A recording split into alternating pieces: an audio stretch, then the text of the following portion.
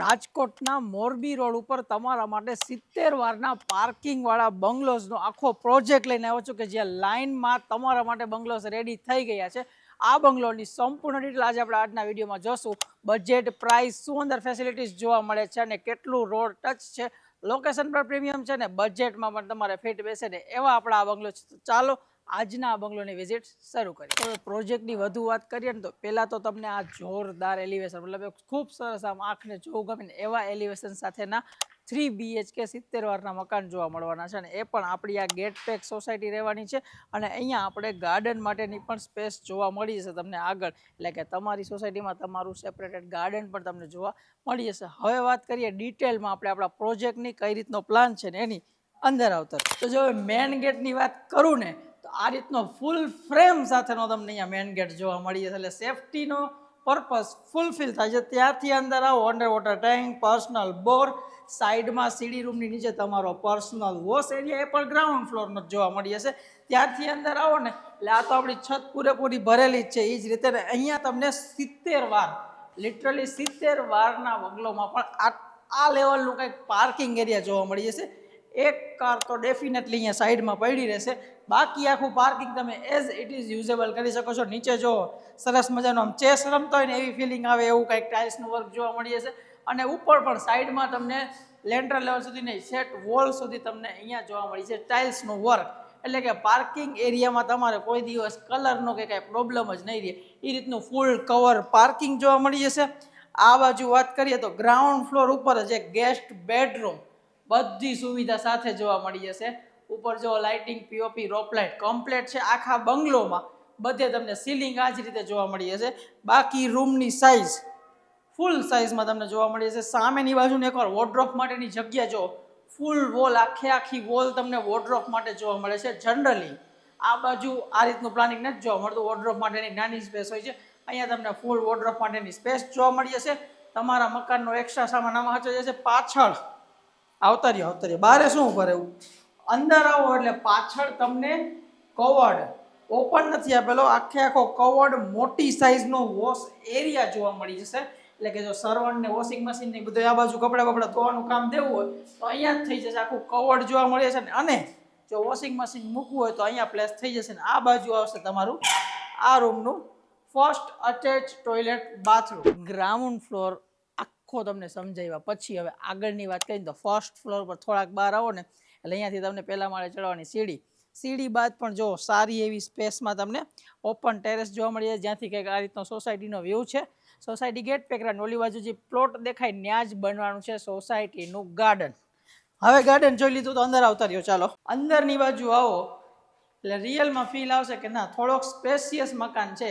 સાવ નાનું કન્જેસ્ટેડ નથી. એ રીતે ફ્રન્ટ પણ સારો છે, ડેપ્થ પણ સારી છે. આ રહ્યો તમારો લિવિંગ એરિયા. લિવિંગ એરિયામાં શું ફેસિલિટી, પહેલી વાત કરું તો આ વોલપેપર નથી. તમને પાછળની બાજુ ડિઝાઇનર વોલ જોવા મળી જશે સોફા યુનિટ માટેની, જેમાં તમને આ રીતનું ટાઇલ્સનું વર્ક જોવા મળી જશે. બીજી વસ્તુ, સીલિંગ કમ્પ્લીટ છે, અમુક લાઇટિંગ બાકી છે, એ થઈ જશે. ને આ બાજુ ટીવી યુનિટ માટેની સેપરેટેડ મોટી બધી વોલ જોવા મળી જશે. અને ત્યાંથી જ સીધી સ્ટેરકેસ સાથે તમને સેકન્ડ ફ્લોરનો એક્સેસ મળે છે. એટલે લિવિંગ એરિયા ઇનફ સાઇઝમાં છે. તમે અહીંયા આવીને જોશો, કદાચ વિડીયોમાં આઈડિયો ન આવે તો એકવાર રૂબરૂ મુલાકાત લેજો. જોરદાર સાઇઝમાં તમારું સિટિંગ ડિઝાઇન થઈ જશે.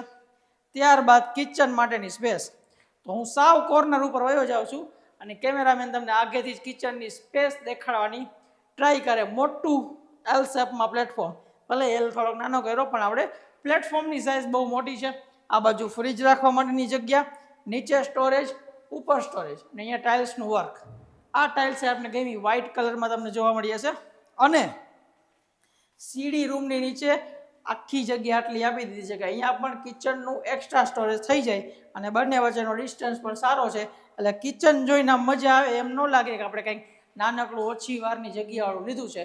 અને ત્યારબાદ સેકન્ડ બેડરૂમ 3 BHKનું પ્લાનિંગ છે. એમાંનો આપણો સેકન્ડ બેડરૂમ રહેવાનો છે. સેમ એઝ ઇટ ઇઝ તમે નીચે જે રૂમ જોયો ને, આપણે આ વખતે થોડુંક ડિટેલમાં જોઈએ તો જો વોર્ડરોબ માટેની સ્પેસ આખી વોલ થઈ ગઈ. માથે તમે માળિયું બનાવી શકો છો કબાટ કરી. બાકી તમને ડેડિકેટેડ સ્પેસ બેડ માટેની, તમારો ડ્રેસિંગ એરિયા માટેની જોવા મળી જશે. સેકન્ડ વોશ એરિયા નીચે તો આપ્યો તો જ્યાં પ્લેટફોર્મ નાખી દીધો છે. આ રીતનું ઓપન જોવા મળી જશે. અહીંયા પણ બધા વોશિંગ મશીન એના બધા સ્ટાન્ડર્ડ પોઈન્ટ્સ મળી જશે. અહીંયા સેફ્ટી ગ્રીલ નાખી દો એટલે પરફેક્ટ થઈ જાય આ લોકેશન. અને એનું અટેચ ટોયલેટ બાથરૂમ તમને આ બાજુ જોવા મળી છે. હવે જઈએ આપણે સેકન્ડ ફ્લોર. હવે 70 વારના મકાનમાં પણ સેકન્ડ ફ્લોર ઉપર આ સાઇઝનો પેસેજ એરિયા કે જ્યાં તમે આરામથી નાનું મોટું સ્ટોરેજ કે ઓફિસ ટેબલ ડિઝાઇન કરી શકો છો. બાકી ઉપરની બાજુ ત્રીજો બેડરૂમ એટલે કે માસ્ટર બેડરૂમ ફૂલ સાઇઝનો છે, વોર્ડરોબ માટેની જગ્યા. આ બાજુ એનું અટેચ ટોયલેટ બાથરૂમ અને અહીંયા સ્ટેન્ડિંગ કયો કે સિટિંગ કયો નાનકડી એવી હવા ઉજાસ મળે એ રીતની બાલ્કની છે. અને આ રહ્યો સામેનો વ્યૂ. સામે 2 માળના મકાન છે એટલે તમે 3 માળે છો.